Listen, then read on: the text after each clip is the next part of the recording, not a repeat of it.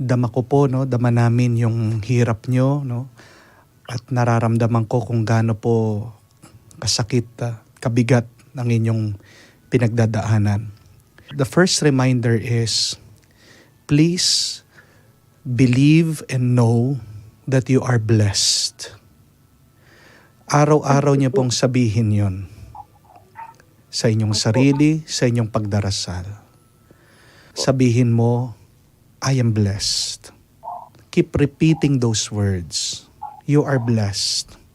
Hindi ibig sabihin ikaw ay binigyan ng sakit ng Panginoon na hindi ka pinagpapala ng Panginoon.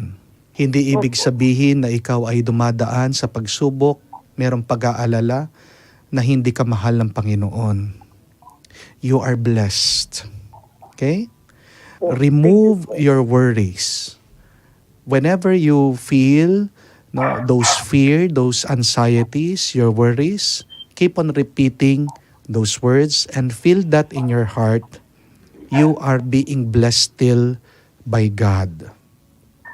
Tandaan niyo po ito. Ang takot nakakahawa. Pag nag-umpisa kayong matakot, mag-alala, mararamdaman ng anak niyo yan. Nararamdaman ng asawa niyo. Kaya nga, instead of feeling better, instead of getting healed, imbis na ikaw ay lumakas, nanghihina ka. Kasi nagtatanim ka ng buto ng pag-aalala. At anuman ang itanim mo, mabuti at masama, yan ay tutubo. So, paano mo malalabanan yung takot? Yes, continue to pray, continue to trust, Pero palitan niyo po yung inyong mindset, yung inyong pag-iisip. Mawawala yung pag-aalala pag paulit-ulit mong pinagdarasal na, I am blessed. Dahil anong ibig sabihin nung ikaw ay pinagpapala, kasama mo ang Panginoon. Walang panahon sa ating buhay, walang oras sa ating buhay na hindi tayo pinapabayaan ng Diyos. Walang oras at panahon sa ating buhay na tayo ay kinalimutan ng Diyos. Palagi tayong inaalala ng Diyos, palagi nating kasama ang Diyos. But please remember that God cannot remove this suffering. God cannot remove our challenges in life dahil tayo po ay nabubuhay dito sa mundo.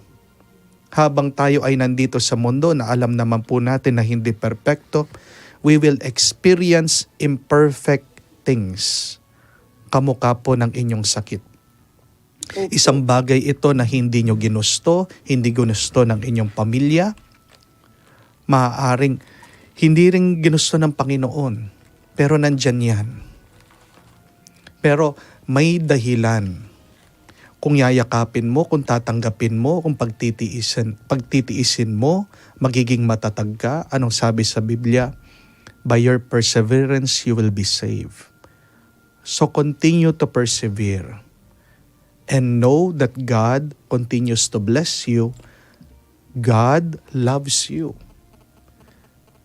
Be united with the suffering of Jesus.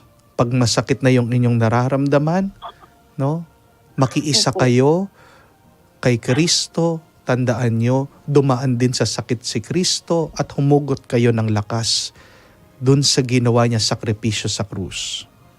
That is the first one. Always believe and know that you are blessed, that God loves you. Second, do not worry about money. Believe that our Heavenly Father is wealthy, is rich. Sino ang Diyos na iyong pinaniniwalaan? Sino ang Diyos na iyong pinagkakatiwalaan? Hindi sa Diyos na kuripot. Hindi sa Diyos na ubos. Siya'y Diyos na umaapaw na grasya. So, if you believe that abundant grace will overflow in your life. Okay? So that is the second belief, pangalawang paniniwala. na kailangan nyo pong panghawakan. Opo. No? Kailangan nyong paniwalaan. No? So, say, I am blessed. At secondly, my Heavenly Father is wealthy. And God will provide for me. That is the second. Opo. But third, para maibsan po yung nararamdaman nating masakit, be grateful always. God is not unfair. Minsan, pag tayo ay nakakadama ng mga hirap at bigat at suliranin, sinasabi natin, God, you're unfair. Hindi ka pantay, hindi ka patas. But it is not that God is unfair. It is many times we are just ungrateful. Bakit nakakadama tayo ng negatibo, ng masama? Dahil nakatuon tayo, nakatingin lang doon sa masamang nangyayari sa atin.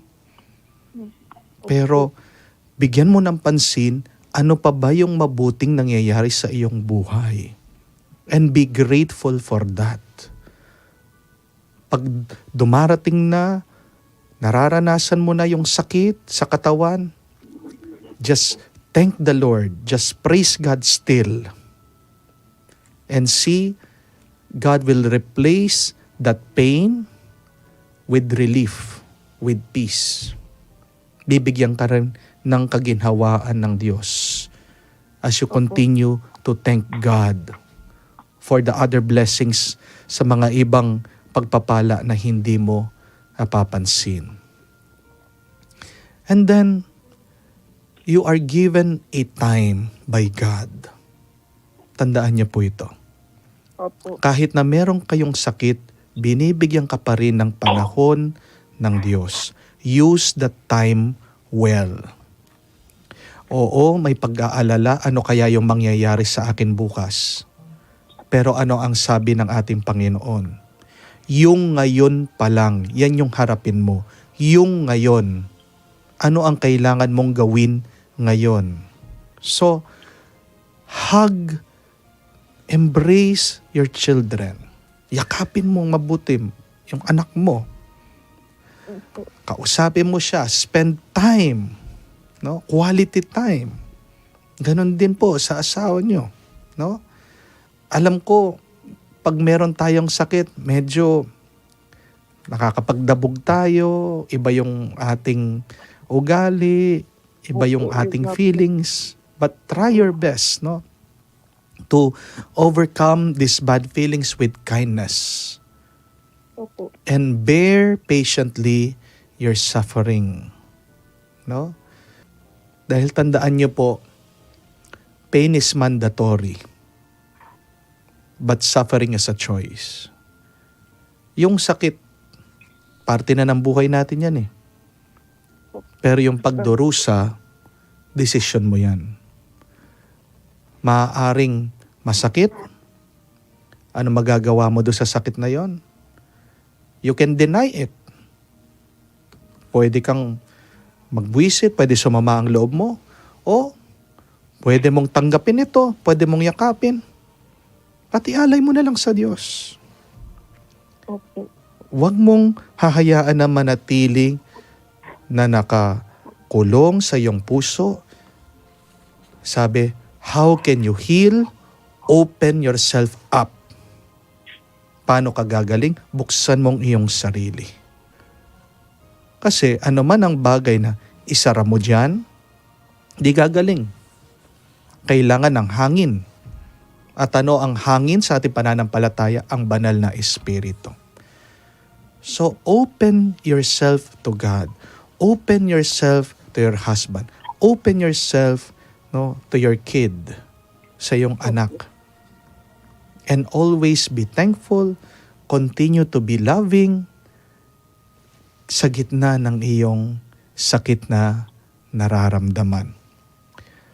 Hope for the best. Walang mawawala po sa inyo kung kayo ay umasa.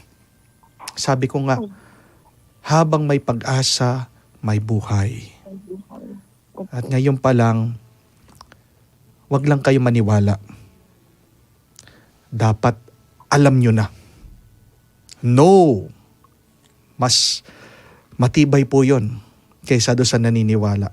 Alam ko na ako ay gagaling. Yun Opo. dapat yung proper attitude. Opo. Kasi pag sinabi mong naniniwala ako, meron pang pagdududa doon eh. Di po ba? Sabihin mo, ngayon, you proclaim it, you claim it. Naniniwala ako na malalampasan ko ito, gagaling ako sa tulong ng Diyos. We are praying for you. God bless you. Thank At you alam po, ko din sa Father. puso ko po na hindi titigil ang pag-apaw ng biyaya at kabutihan ng Diyos sa inyong buhay. Thank you very much po. Father. Kakaluguran, kumusta po kayo? May mga gumugulo ba sa inyong puso at isipan? Nalilito, naliligaw, at malapit ng sumuko sa buhay? Tumawag ka lamang o kaya mag-message ng Hello, Father. Ako po ang iyong host, si Reverend Father Joel Jomarzo Spigatus, ang sasagot sa inyong mga katanungan sa buhay sa tulong ng gabay ng Banal na Espiritu sa pamamagitan ng programang Hello, Father. Ito po ay tuwing Lunes, alas 12 ng tanghali hanggang 1:00 ng hapon. Dito lamang sa DWBL 91.9 Bright FM. Feel at home tayo dito. Enjoy life at Bright FM 91.9. Friends tayo.